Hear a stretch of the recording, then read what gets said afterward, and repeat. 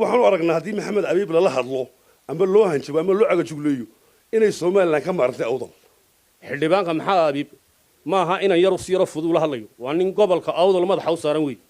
madaxu noo saray qaar ka mid ah dhalinyarada kala duwan ee ku nool magaalada Boorama ayaa waxay ka dareen celiyeen hadal maanta ka soo yeedhay xildhibaan Maxamed Abiib Yuusuf oo maanta warbaahinta la hadlay waxayna fariimo kala duwan u direen taliyaha ciidanka booliska Soomaaliland iyo sidoo kale madaxweynaha Soomaaliland Muuse Biixi Cabdi waxayna sheegeen waxa caawa halkan isku kaaya keenay ee uu qabanay shirka jiraayid marka aan mataqaanay ka faaloodo waxa weeyaan hanjabaada ka soo yeedhay taliyaha ciidanka booliska jamhuuriyadda Soomaaliland waa taliyahayagii waana golnay waxa weeyaan xildhibaan ka soo jeeda gobolkan awdal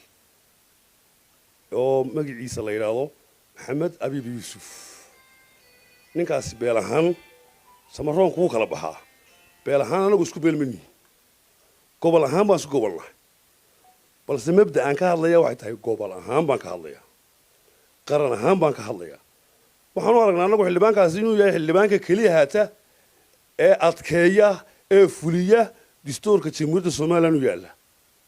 dastuurkuna malaha dad gaar ah aaminsan inay iyagu leeyihiin anigu waxaan ka soo jeedaa ragii dastuurka qoran kamid ah barka Cumar Xaaji Khayra la oranayaa beel naxariistay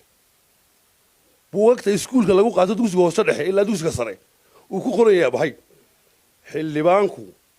haddii habeenkan caawa ah madaxu diri lahayo xanuuno cidda loo haystaa waa caan xildhibaanku waa shakhsi ka tirsan jamhuuriyadda Soomaaliland xarigu wuu qabtaa sharcigu wuu qabtaa qalad hadduu galo dastuurka soo qabanaya qaladku galay ku cadee taliye ku soo jooji maxkamadda hal xakumo waanu kugu hambalyeynayna hambalyaana kugu sii haddii laakiin sharciga la garab maro waxaan u aragnaa haddii Maxamed Abiib lala hadlo ama loo hanjabo ama loo cagajugleeyo inay Soomaaliland ka maartay awdal iyaan u aragnaa haddii mar dambe hanjabaadaasi dhacdana waxaan idiin ballan qaadayaa annagu qardhaas baan nahay meesha samaroonahay qardhaas baan nahay qardhaasta beesha walaalahayo ama abtiyaashayo ama aan gacalka nahay ee beesha reesha isxaqweyne la yiraahdo qardhaasta kala ciisanay annagu haddii mar dambe hanjabaadaasi laga dayn waayo wallahi qardhaas waan qaadanayna oo billahi waan qaadanayna oo talay waan qaadanayna hadal waxaan ku soo gabagabeynayaa mudane madaxweyne waxaan adigu hoos yimaadaan adiga iyo kuusu yimaadaan kuwii ku doortay baan nahay kuwa ku dooran doonaan nahay haddana hanjabaad ku socotay adiga baa noogu abal gudaha hanjabaad marka madaxweyne adna waxaan ku leeyahay mudane madaxweyneygi baa tahay waanu ku jecelnahay madaxaan kugu sidanaa laabtaad noogu sawiran tahay moobilada shaashadooda taallaa dee nacayb ha nagu abuuri madaxweyne ninka dabagala la yidhaahdo waa taliyaha booliska ee Soomaaliland dadka inuu sharciga iyo hoggaanka iyo nabadgelyada iyo waxa ka shaqeeya lagu talagalay xildhibaanka maxaa abiib maaha inaan yar u siiro fudud la hadlayo waa nin gobolka awdal madaxa u saaran weey madaxu noo saray qaranka Soomaaliland waa ninka ummadda shicibka ee dan yarta ninka u hadla weey haddii in moodayo taliyuhu dabagalay uu moodayo inaan yar dhaqan la hadlayo waa nin nagu qaaliya maxaa abiib عادة Soomaaliland قرط ونقضينا وجددي سواحة تاي محا أبي ما هو قبل كأوضل بوجهه أنا مركا قبل كأوضل لليرتيسي هتان هاي أرنكا عدين تيسا والله قفديا سليا سيدا وود خصها بدل هدي كلام مش دميل اللي ودليه هي هتايت هاي وسومالن اللي ودليه هي هاي يا دوير الشرع قالوا كل ضمبيا لو كل صعب haddii sharciga lagu kala dambeyn waayo heerde Maxamed Abiib oo sax xaalay baan leen gobol ahaan iyo dhalinyar ahaan gobolka awdal anagoo ah taliyahan janaka ciidan booliska waxaan leeyahay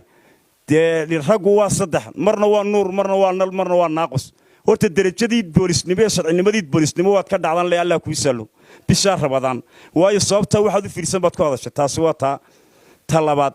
waxa weeye haddii aad qofkii sharci ku qabdo dawlad wadatiin oo baarlamaan wadatiin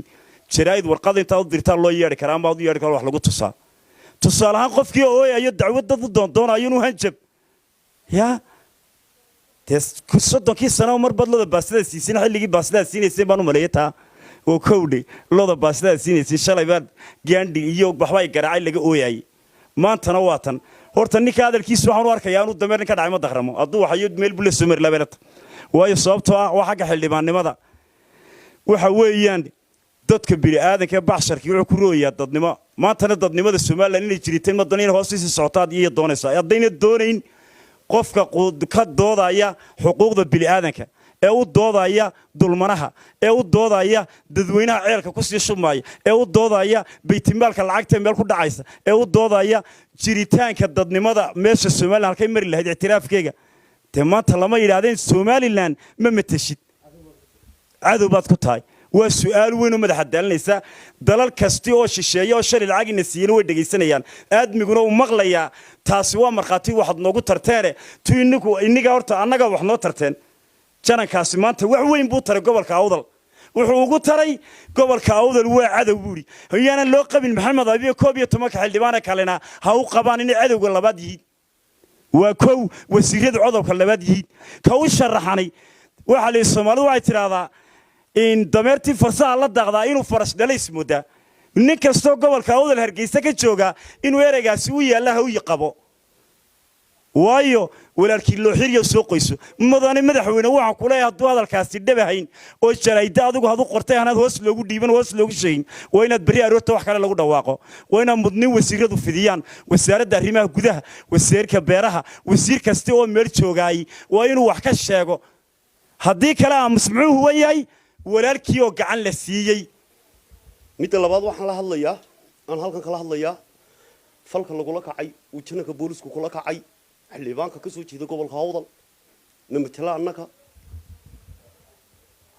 una hadlaya xaqa iyo qaranka Soomaaliland kana hadlaya ninkii hadlaya hadii ee Soomaalidu waxa jiraada runta hadii afka la qabto xaqu kaliyo ka dilaacaye daba galo waxaan ku leeyahay halka waad ku gaftay abolojista dadka bixin weydeen jawaabteeda waad arki waxaana ku tusi wajigaad maanta ku hadlayso shaarkaad ku hadlayso raga ku xidhay inaanu nahay shaarka Maxamed Abiy xidhan yahayna koodadu xidhay maaha waa ku dadkiisa loo xidhan gobolkan uu xidhay halkaana gobolkiisa geeyay koodadu xidigahaagan kaga soo dejinaysa maaha mid labaad waxaan leeyahay Soomaaliland wardaadidan laga leeyahay diidan laga leeyahay wanaag waa inuu dadka deeqo waxaan leeyahay mudan madaxweyne abolojista dadka bixi weydiin dee warkiinu u cadi annaguna waan iskugu noqonaynaa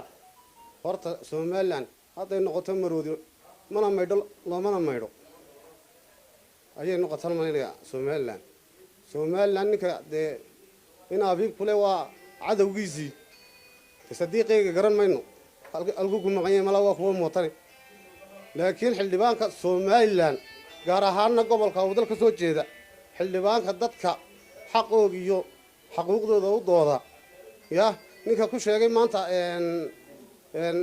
cadawgii Soomaaliland dee isaga sheegi wuxuu ka wado isaga ayaa sheegi taliyahana waxaan leenahay taliyaha daba galo waxaan leenahay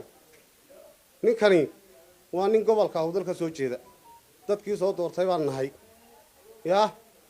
dadkii soo doortay baan nahay adeer meena yaro ciyaalo suuqa oo du hanjabase meeshan maqaaxi aad leedahay meena meel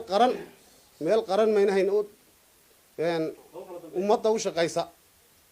meeshan ma iman kartid aad ku leedahay maxay tahay horta maqaaxiba aad had leedahay mise waa meel sharciga ku dhisan iyo qaranka iyo dastuurka Soomaaliland meel oo ka shaqeeya midda kale in Abiy de shaar leeg halkaas ugu xidhaaso adaa xidhan lahaa adiga yaa shaar